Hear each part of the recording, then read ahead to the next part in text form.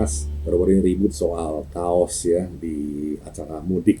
Saya berikan catatannya yang berjudul Kaos Politik dan Politik Kaos. Begini, sahabat, kaos politik itu soal biasa di masa kampanye. Semua partai dan hampir semua kandidat mulai dari capres, cagup, cabup, cawali, caleg, dan cakades, calon kepala desa gitu pun memanfaatkannya. Bahkan kampanye pemilihan ketua OSIS atau ketua alumni pun ikut pakai cara ini juga.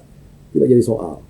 Pasang logo parpol, foto diri, dan tulisan besar-besar di kaos untuk kemudian dibagikan gratis. Atau bisa juga ada yang jual untuk mereka-mereka, yaitu para loyalis yang mau membelinya.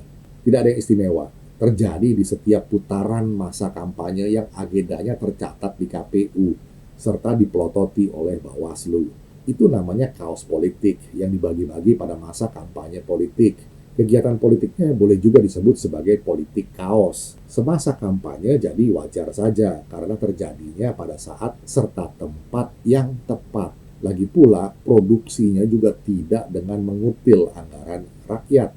Tapi manakala kaos politik itu dimainkan pada saat dan tempat yang tidak semestinya, maka itu jadi politik kaos yang tidak etis, bahkan bisa melanggar hukum. Coba perhatikan pasal 276 Undang-Undang Nomor 7 Tahun 2017 tentang Pemilu dan Peraturan KPU atau PKPU Nomor 23 Tahun 2018. Pelaksana, peserta, dan tim kampanye pemilu dilarang menggunakan fasilitas pemerintah dan seterusnya. Ini berlaku terus tentunya, bukan hanya masa-masa pemilu ya.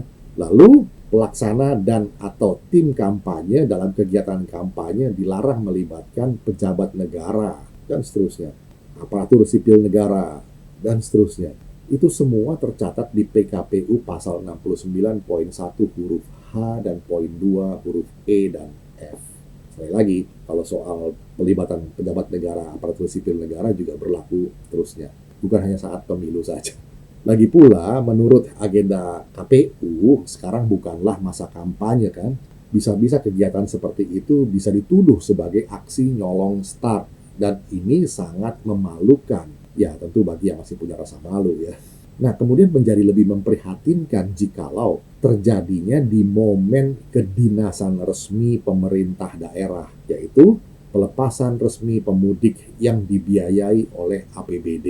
Begitu kan yang kita pahami dari video dan berita yang beredar viral. Prihatin. Justru di penghujung bulan puasa atau Ramadan yang suci itu, bukankah semestinya semua pihak tuh menahan nafsu termasuk libido berkuasa? Tapi ini malah ada yang mengumbar syahwat berkuasa lewat cara kampanye yang sama sekali tidak etis, serampangan, dan potensial melanggar hukum. Di sebuah kota antah berantah, sahabat, dipertontonkan dengan tanpa tedeng aling-aling bahwa politik kaos itu dilakukan atau terjadinya persis di depan hidung seorang kepala daerah. Dan terhadapnya, gubernur itu tidak melarang atau setidaknya menghimbau agar relawannya tidak melakukannya. Malu kan?